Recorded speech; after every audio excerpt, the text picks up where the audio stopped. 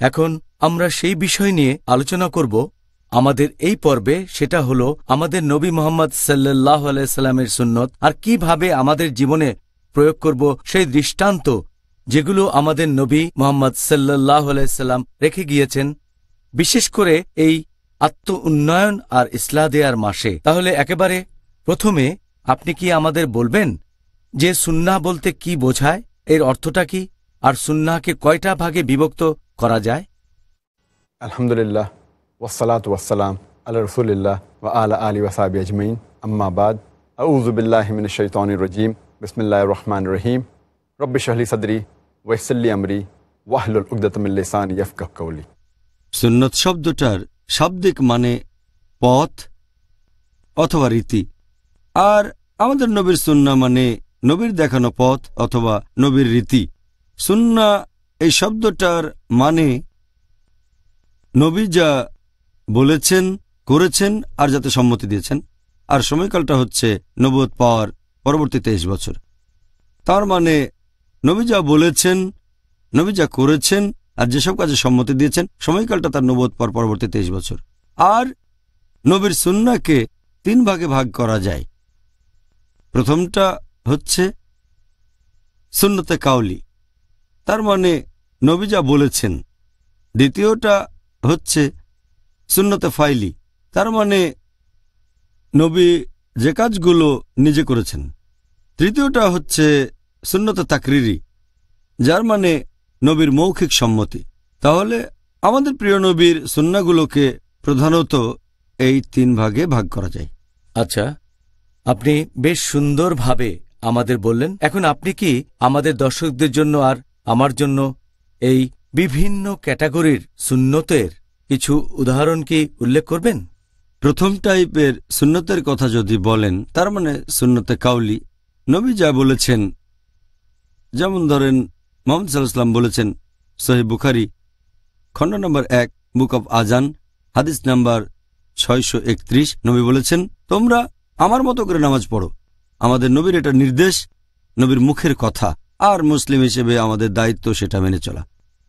দ্বিতীয় টাইপের সুন্নতের উদাহরণ সুন্নতে ফাইলি, তার মানে আমাদের নবী যা করেছেন। এই হাদিসটা আছে যেমন ধরেন সহিহ বুখারীতে খণ্ড নম্বর 1 বুক অব আজান হাদিস নাম্বার 736। এখানে একজন সাহাবী বর্ণনা দিয়েছেন, যখনই আমি নবীকে নামাজ পড়তে দেখেছি তিনি কাঁধ পর্যন্ত হাত উঠাতেন, আর যখন তাকবীর দিতেন তিনি আবারও একই কাজ করতেন, কাঁধ পর্যন্ত হাত উঠাতেন, তারপর রুকুতে যেতেন। যখন তিনি উঠতেন তখন বলতেন সামি আল্লাহু লিমান হামিদা, যে আল্লাহ ইবাদতকারীদের দোয়া কবুল করেন, আল্লাহ সুবহানাহু ওয়া তাআলা। তারপর আবারও একই কাজ করতেন, হাত তুলতেন কাঁধ পর্যন্ত। তবে এই কাজটা তখন করতেন না, কাঁধ পর্যন্ত হাত তুলতেন না, যখন 2 সিজদার মাঝখানে তাকবীর দিতেন। তাহলে এটা নবীর একটা কাজ, সাহাবী কাজটা দেখেছেন, তারপর বর্ণনা দিয়েছেন। এটা হয়ে গেল সুন্নতে ফাইলি। তৃতীয় টাইপের সুন্নতটা হচ্ছে সুন্নতে তাকরিরি, নবী যেসব কাজে সম্মতি দিয়েছেন। এরকম একটা হাদিস আছে সুনান আবু দাউদে খণ্ড নম্বর 1 বুক অব সালাহ হাদিস নাম্বার 1262, যে একবার নবী ফজরের নামাজ পড়লেন, ফজরের নামাজের জামাতে ইমামতি করলেন।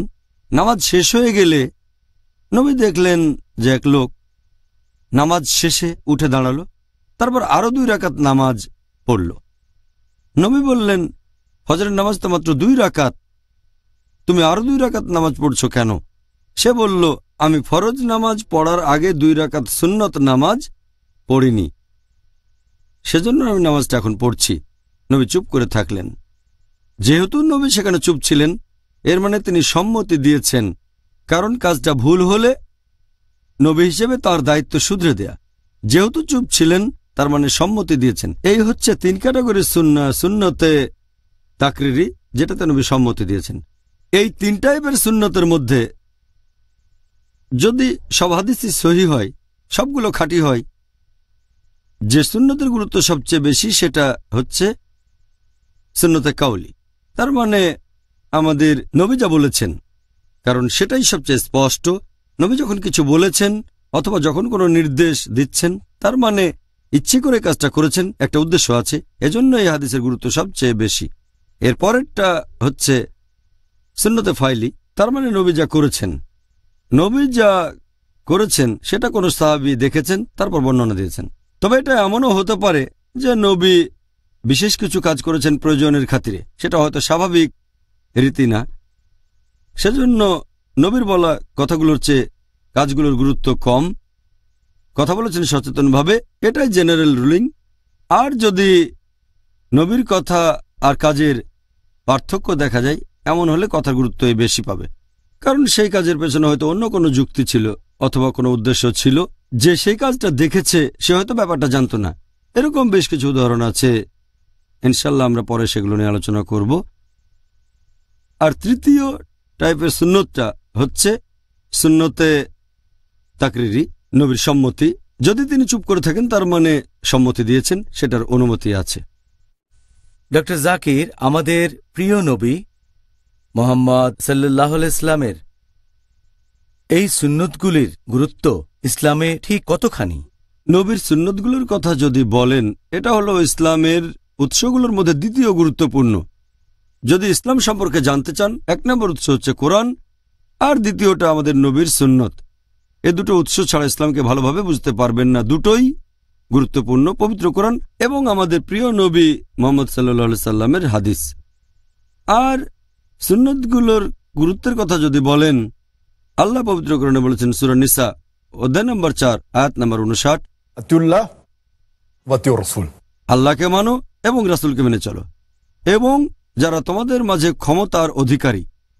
তবে কোনো বিষয়ে তোমাদের মধ্যে মতভেদ ঘটলে উপস্থাপিত করো আল্লাহ এবং রাসূলের কাছে, যদি বিশ্বাস করো আল্লাহ এবং শেষ বিচারের দিনে। এটাই উত্তম এবং এটাই পরিমাণে প্রকৃষ্টতর।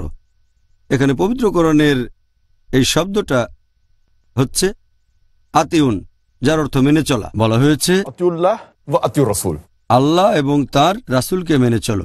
তাহলে মেনে চলতে বলা হচ্ছে আল্লাহ এবং তার রাসূলকে, কিন্তু তাদের বেলায় বলা হয়নি যারা তোমাদের মধ্যে ক্ষমতার অধিকারী। তার মানে এক বাক্যে মেনে নেওয়াটা শুধুমাত্র আল্লাহ এবং রাসূলের ক্ষেত্রে। তারপর আয়াতে বলা হয়েছে যে যদি তোমাদের মধ্যে, তাদের মধ্যে যারা ক্ষমতার অধিকারী, যদি মতভেদ দেখা দেয়, উপস্থাপন করো আল্লাহ এবং রাসূলের কাছে। আল্লাহ এবং রাসূল চূড়ান্ত ক্ষমতার অধিকারী। বলা হয়নি উপস্থাপন করো তাদের কাছে যারা ক্ষমতার অধিকারী। আমরা জানি যে অনেক সময় বিশেষজ্ঞগণ একমত হতে পারেন না। যদি তাদের মধ্যে এমন মতভেদ দেখা দেয়, আল্লাহ এবং রাসূলের কাছে ফিরে যাব আমরা। যারা আল্লাহ রাসূলকে মেনে চলেন তাদের অনুসরণ করব। এটাই হলো নবীর সুন্নতের গুরুত্ব। এছাড়াও এখানে দুটো কথা বলা হয়েছে যে আতিউল্লাহ ওয়া আতিউর রাসূল, আল্লাহকে মানো এবং তার রাসূলকে মানো। আল্লাহকে মানো মানে কোরআন মেনে চলেন, আর রাসূলকে মানো মানে নবী সাল্লাল্লাহু আলাইহি সাল্লামের সুন্নাহ, নবীর সহিহ হাদিস। এছাড়াও বলা হয়েছে যে এই দুটো উৎস আসলে আলাদা, কোরআন আলাদা আর সুন্নাহ সহিহ হাদিস আলাদা। খেয়াল করলে দেখবেন এই আয়াতে ওয়া শব্দটা ব্যবহার করা হয়েছে, তার মানে দুটোই আমাদের মেনে চলতে হবে। এখানে সুম্মা বলা হয়নি আতিউল্লাহ সুম্মা আতিউর রাসূল, যে অথবা রাসূলকে মেনে চলো, দুটোই একসাথে মেনে চলতে হবে। তাহলে ইসলাম ধর্মকে সঠিকভাবে বুঝতে পারবেন। আর এ আয়াতে কথাগুলো যেভাবে বলা হয়েছে যে আল্লাহ এবং তার রাসূলকে মেনে চলো, দুটোই সমান গুরুত্বপূর্ণ। বলা হচ্ছে আল্লাহ এবং রাসূলের কাছে উপস্থাপন করো, তার মানে আল্লাহ এবং রাসূলের নির্দেশ দেখবেন, শুধু আল্লাহ না, শুধু রাসূল না। ইসলামিক শরিয়া বুঝতে গেলে এই দুটোই খুবই গুরুত্বপূর্ণ। আর শেষ পয়েন্টটা দেখবেন, সেটা পবিত্র কোরআনের এ আয়াতে বলা হয়েছে, ইয়া আইয়ুহাল্লাযিনা আমানু, হে মুমিনগণ, আতিউল্লাহ ওয়া আতিউর রাসূল। তার মানে আল্লাহ এবং তার রাসূলকে মেনে চলবে সব বিশ্বাসীরা। এটা শুধু সাহাবাগণের জন্যই নয়, অথবা কয়েকজন বিশ্বাসী না, সব বিশ্বাসীদের জন্য। পবিত্র কোরআন বলছে সূরা জিন অধ্যায় নম্বর 72 আয়াত নম্বর 23, বলা হয়েছে যদি আল্লাহ তার রাসূলকে অমান্য করো তাহলে তোমাদের জন্য রয়েছে দোজখের আগুন, সেখানে তোমরা চিরস্থায়ী হবে। তার মানে যদি আল্লাহ এবং রাসূলকে মেনে না চলেন তাহলে দোজখে থাকবেন, বেহেশতে যেতে পারবেন না।